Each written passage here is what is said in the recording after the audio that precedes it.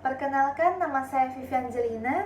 Saya dari Fakultas Hukum Universitas Internasional Batam dengan NPM 1851073. Pada kesempatan kali ini, di dalam mata kuliah Hukum Acara Peradilan Agama, di mana ditugaskan untuk membuatkan video mengenai prosedur mendaftarkan surat kuasa dan juga tahapan berperkara persidangan di pengadilan agama.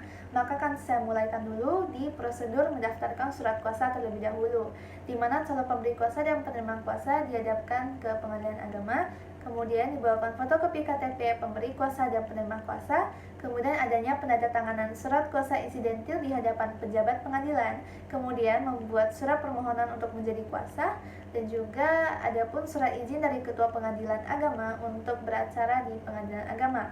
Kemudian dilampirkan surat keterangan dari kelurahan, kemudian membayar PNBP sebesar Rp5.000. Baik, selanjutnya akan saya masuk ke dalam tahapan berperkara di persidangan pengadilan agama. Akan dimulai dengan pendaftaran berperkara dulu, di mana pihak berperkara menyerahkan surat gugatan minimal 6 rangkap beserta fotokopi kutipan akta nikah yang telah ditempeli materai dengan cap pos dan fotokopi KTP khusus untuk perkara perceraian. Kemudian akan diberikan penjelasan yang dianggap perlu berkenaan dengan perkara yang diajukan, nasib banjir biaya perkara yang kemudian ditulis dalam surat kuasa untuk membayar atau SKUM. Kemudian SKUM ini akan diterterakan jumlah yang sesuai, kemudian pemegang kas atau kasir menandatangani surat kuasa untuk membayar atau SKUM ini, dibubuhkan nomor urut perkara dan tanggal penerimaan perkara dalam surat kuasa untuk membayar, kemudian menyerahkan tindasan pertama SKUM ini yang telah dicap lunas dan surat gugatan atau permohonan kepada pihak yang berperkara. Kemudian selanjutnya, jika perkara yang sudah didaftarkan tersebut, maka untuk penggugat tinggal menunggu panggilan sidang saja oleh jurusita atau jurusita pengganti. Nah, di mana di sini jika para pihak sudah dipanggil dan datang ke pengadilan agama, akan segera mendaftarkan diri di piket meja informasi yang tersedia dan tinggal menunggu antrian sidang saja. Baik, untuk tahapan penanganan perkara di persidangannya akan dimulai dengan tahapan yang pertama, yaitu upaya perdamaian, di mana jika dalam perkara perceraian, hakim wajib untuk mendamaikan kedua belah pihak yang berperkara pada setiap kali persidangannya.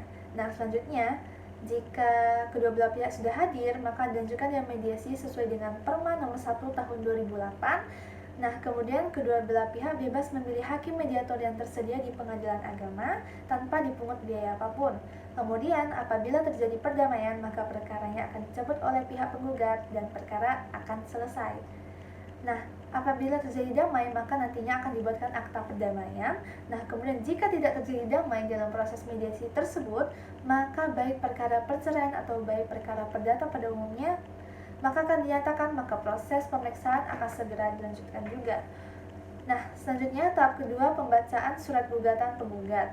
Nah, di mana sebelum ini hakim wajib menyatakan sidang tertutup untuk umum. Nah, kemudian surat gugatan akan dibacakan oleh pihak penggugat.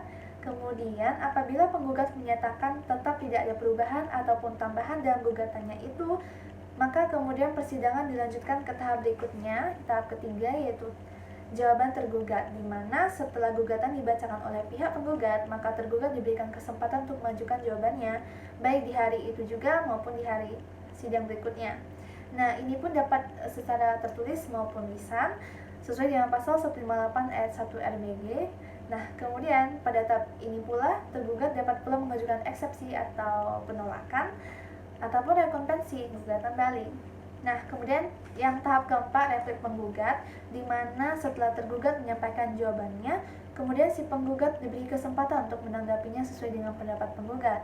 Nah, kemudian yang kelima, duplik tergugat, setelah penggugatnya menyampaikan repliknya, kemudian tergugat diberi kesempatan untuk menanggapinya atau menyampaikan dupliknya. Apabila acara menjawab ini dianggap cukup oleh hakim dan masih ada hal-hal yang telah disepakati oleh kedua belah pihak, maka hal ini akan dilanjutkan dengan acara pembuktian, di mana tahap ke-6 ini pembuktian ini dapat juga dengan dihadirkannya saksi maupun bukti surat.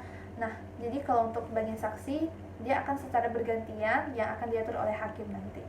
Nah, selanjutnya ketujuh, kesimpulan para pihak, di mana di tahap kesimpulan ini para pihak baik penggugat maupun tergugat diberikan kesempatan untuk menyampaikan kesimpulan ataupun pendapat akhirnya terkait proses persidangan tersebut, dapat lisan ataupun tertulis juga. Kemudian tahap ke-8 adanya musyawarah majelis hakim, di mana adanya rapat permusyawaratan majelis hakim yang bersifat rahasia. Di sini sesuai dengan pasal 19 ayat 3 UU nomor 24 tahun 2004. Nah, dalam rapat ini pun semua hakim menyampaikan pertimbangannya atau pendapatnya baik secara lisan maupun tertulis, sehingga dapat dimuat dalam putusan. Nah, kita masuk ke tahapan yang terakhir, yaitu putusan hakim, di mana pada tahap ini akan dibacakan putusan oleh majelis hakim. Nah, kemudian untuk pihak penggugat maupun tergugat berhak mengajukan upaya hukum banding dalam tenggang waktu 14 hari setelah putusan tersebut diucapkan. Nah, apabila kedua pihak tidak hadir saat dibacakan putusan, maka jurusita Pengadilan Agama akan menyampaikan isi atau amar putusan itu kepada pihak yang tidak hadir, atau putusan baru akan berkekuatan hukum tetap setelah 14 hari putusan amar atau putusan tersebut diterima oleh pihak yang tidak hadir tersebut. Maka sekianlah video untuk kali ini, yaitu mengenai yang pertama, tahap pendaftaran surat kuasa, dan yang kedua, tahapan atau proses berperkara di persidangan Pengadilan Agama. Semoga ini bermanfaat. Terima kasih.